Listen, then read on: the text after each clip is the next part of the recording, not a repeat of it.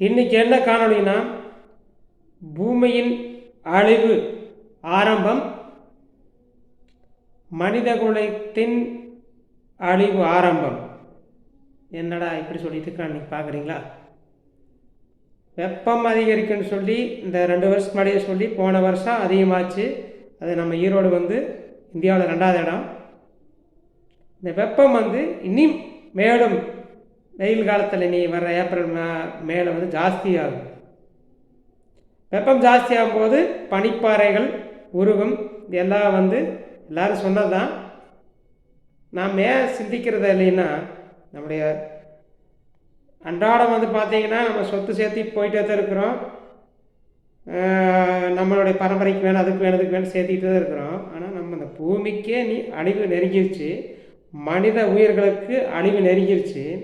நீங்கள் அதை சேர்த்து வச்சு என்ன பண்ணுறீங்க? நினச்சி பாருங்க.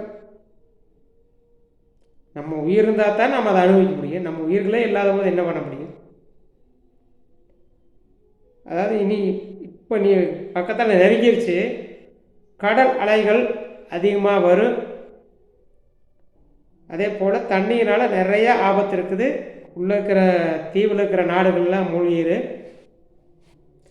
நம்ம கடல் ஒட்டி இருக்கிற நாடுகள் அழிவை நோக்கி போகும். நாம் உள்ளுக்குள்ளே இருக்கிறோமே, நம்ம சேஃப்டியாக இருக்கிறோம் நீங்கள் நினைக்கலாம்.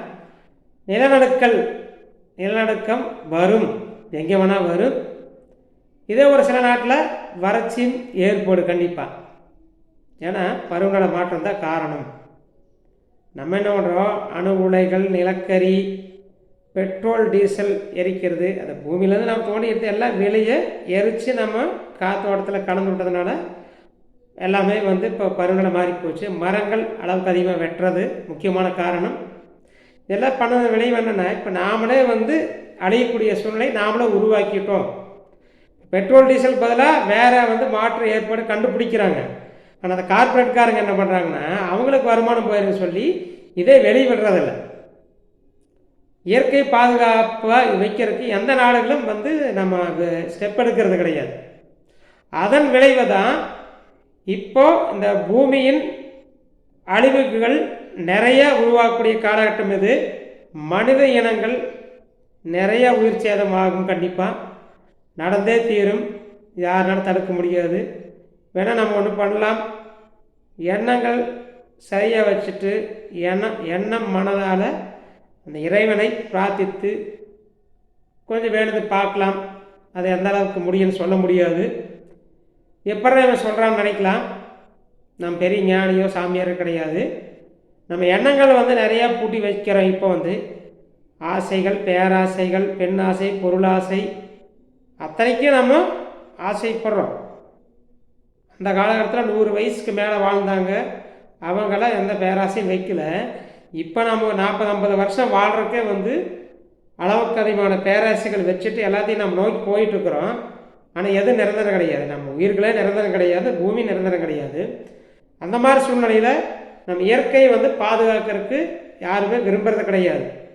இப்போ மரங்கள் எத்தனை வெட்டி வீசுகிறாங்க, மரங்கள் நிறைய அழிக்கிறோம், காட்டு அழிக்கிறோம். அங்கே நம்ம ஒரு இடத்த பூமி உருவாக்கி எல்லாத்தையும் பண்ணிகிட்டு இருக்கிறோம். நிலக்கரி எரிக்கிற, பெட்ரோல் டீசல் எரிக்கிறோம். இதெல்லாம் இந்த புகையெல்லாம் இந்த 330 கிலோமீட்டருக்குள்ளே அந்த காட்டோட எது வரைக்கும் இருக்குதோ அது வரைக்கும் தான் இது கலந்து நிற்குது. வேற எங்கேயும் போக சொல்லுங்க பார்க்கலாம். வேறு உலகத்துக்கு போகுமா? வேற எங்கேயும் போகிறக்கு வாய்ப்பு இல்லை. அதன் விளைவு வெப்பம் அதிகரிச்சுட்டு இருக்குது. இப்போ வெயில் காலத்தில் பார்த்திங்கன்னா வெப்பம் அதிகரிக்கிறதுனால மழையெல்லாம் அதிகமாகும். நீராவி ஆவியாக போய் திடீர்னு எங்கேயோ போய் மழை பேஞ்சு கொட்டி தீக்கி ஒரு சில நாட்டில் கடுமையான வறட்சி நிலவும். இது மோசமான காலகட்டம். ரொம்ப அதாவது உயிர் சேதங்கள் அளவுக்கு அதிகமாக போகும். அந்த சூழ்நிலை உருவாயிருச்சு. அதை உணர்ந்து நம்மளால் முடிஞ்சது இயற்கை பாதுகாப்பாக வைக்கிறதுக்கு என்னென்னமோ அதை பார்க்கலாம். முடிஞ்ச அளவுக்கு எண்ணம் செயல் நல்லா வச்சுட்டு கொஞ்சம் பிரார்த்தனை பண்ணுங்கள். எதை நம்மளால் முடிஞ்சது அதான் பண்ண முடியும். நன்றி உறவுகளே.